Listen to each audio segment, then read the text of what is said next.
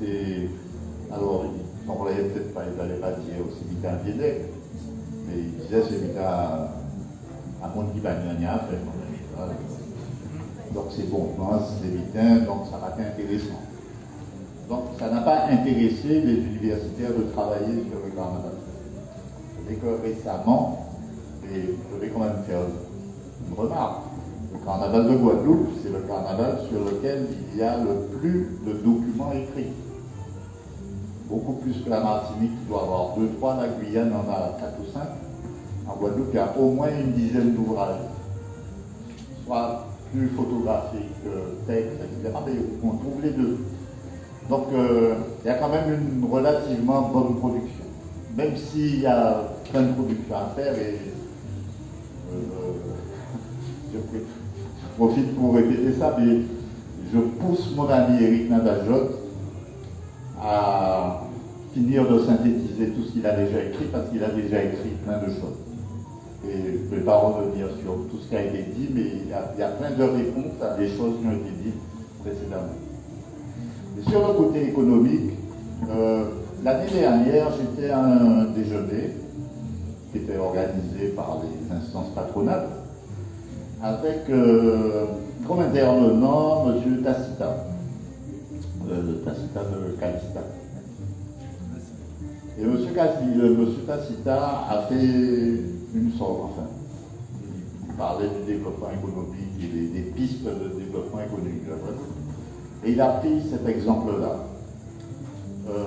Et il le prend comme moi, sans vouloir mettre une opprobre ou désigner quelqu'un, enfin, ni quelqu'un, ni une manifestation. Il a comparé deux manifestations uniquement sur le plan économique, qui sont la route du Rhum et le carnaval. C'est deux manifestations sur lesquelles il avait travaillé pour la région.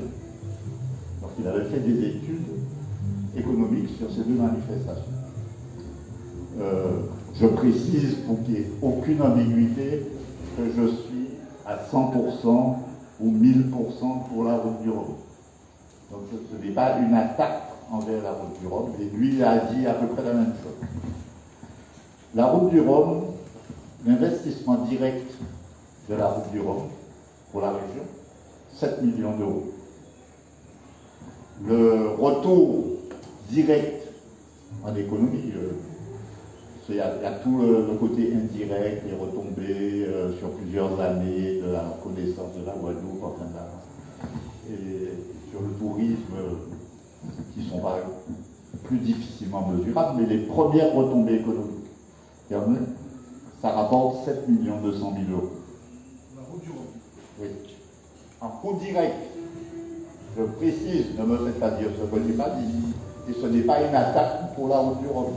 Je sais qu'on répète les choses facilement. Ce n'est pas une attaque contre la route du Rhum. Bien au contraire. C'est ce que ça rapporte. Voilà.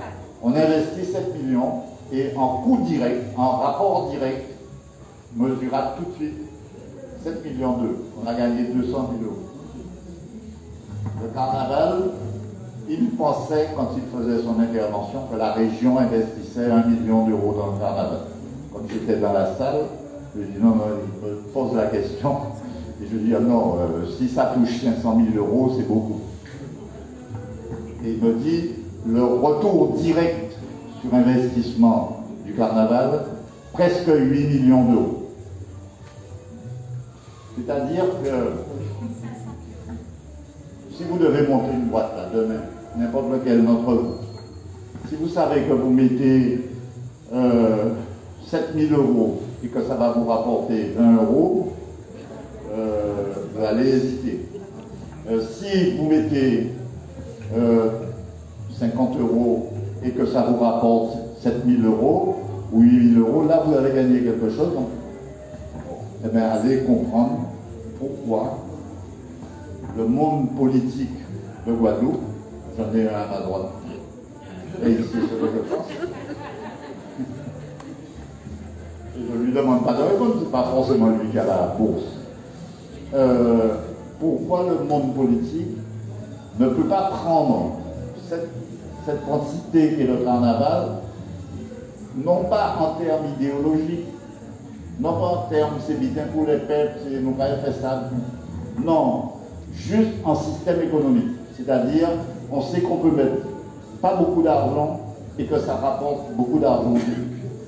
Et quand j'ai parlé de coût direct, de rapport direct, c'est ce que ça rapporte directement, c'est les gens qui viennent, enfin, des trucs mesurables tout de suite. Mais quand vous comptez, on avait prévu il y a quelques années de faire une étude économique, mais lourde. Alors, évidemment, une étude économique comme ça coûte 80 000, 100 000 euros. Mais qui aurait pu nous permettre non seulement de mesurer réellement l'impact, c'est-à-dire aller chez les importateurs, aller chez les petits marchands qui sont partout dans la rue, calculer, faire une bonne règle de calcul pour pouvoir calculer la rentabilité de ce canal. Et à partir de là, monter un modèle de calcul qui permettrait de refaire ce calcul tous les ans avec beaucoup moins avec quelques données seulement, si vous voulez. Donc une fois qu'on a créé les modèles, on peut les reproduire. Et donc malheureusement, on n'a pas pu faire ça. Mais il faut qu'un jour on le fasse. Est-ce que vous n'avez jamais fait une estimation d'une parade, par exemple la parade du dimanche après quand vous dites tout à l'heure, ça ramène 8 millions d'euros pour Il y a des choses qui ont été faites qui sont purement théoriques.